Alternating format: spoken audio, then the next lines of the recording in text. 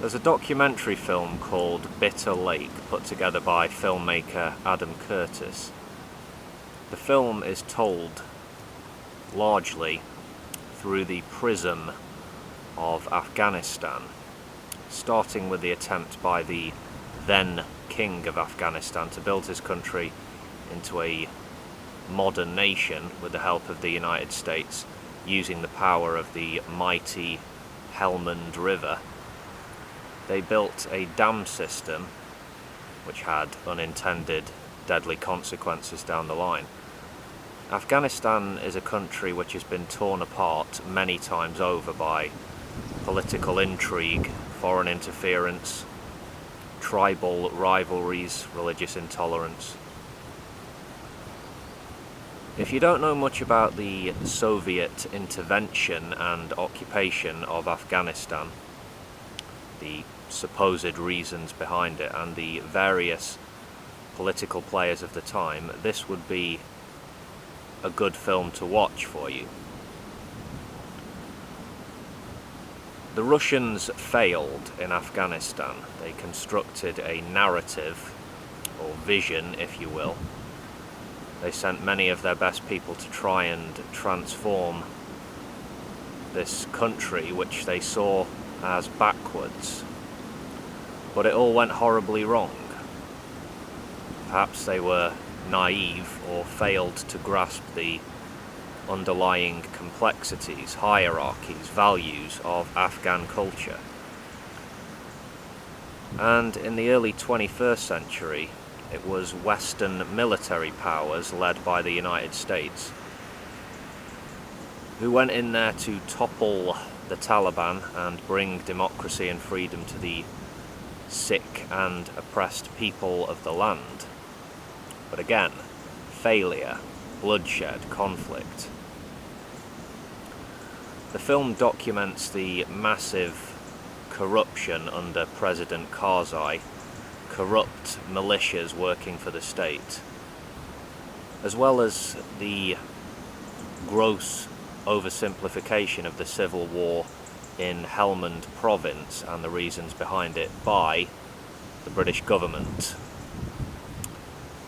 Yeah, it wasn't just the Taliban that the British military was fighting.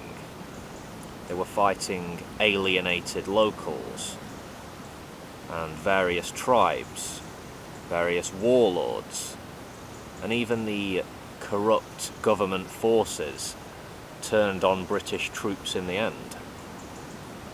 The presence of British soldiers made the violence, the conflict in Helmand worse.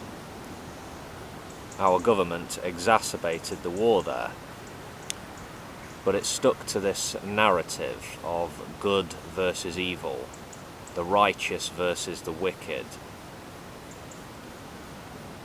Adam Curtis points to Ronald Reagan as an example of a politician who offered his people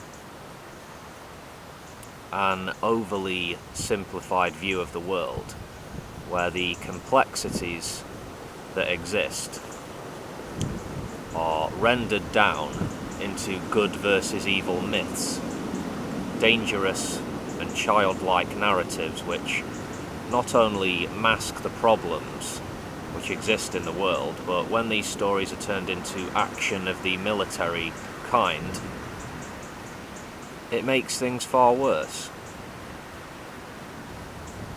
Adam Curtis also sheds some light on the special relationship between the United States and Saudi Arabia, and he documents the spread of Saudi-sponsored Islamic fundamentalism and its effects.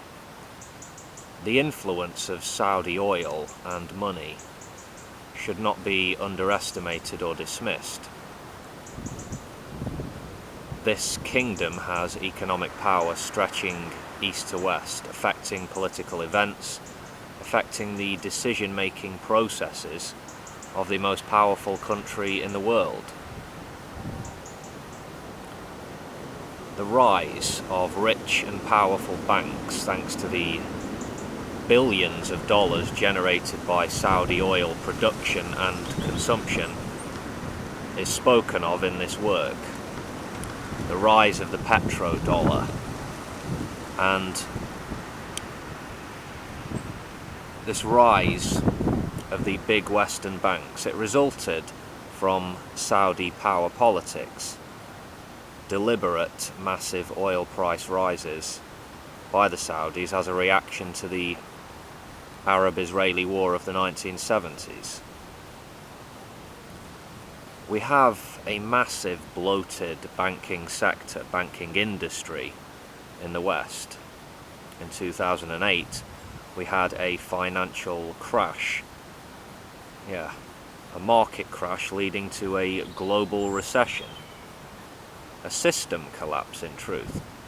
And how did our political leaders react to this? They rescued the banks. They bailed them out. They did not try to reform a corrupt and bloated system. No. They threw money at the problem. Billions of dollars thrown back into the banks. So the world could continue to play the same game. I believe this documentary, is only available on BBC iPlayer. I'm going to leave a link in the description. It is worth watching, over 2 hours, so yeah. It gives you lots to think about. I'll leave you with these final thoughts, if you like. There is no good versus evil struggle going on in the world. The innocent and the pure versus the wicked. No, it's a myth. But it's one that people sadly buy into. Why?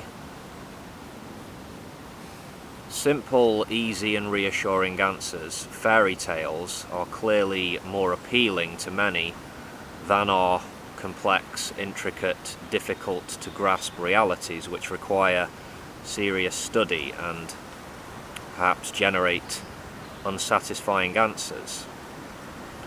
But I say, don't buy the bullshit. Don't drink the good versus evil Kool-Aid if you care about the truth.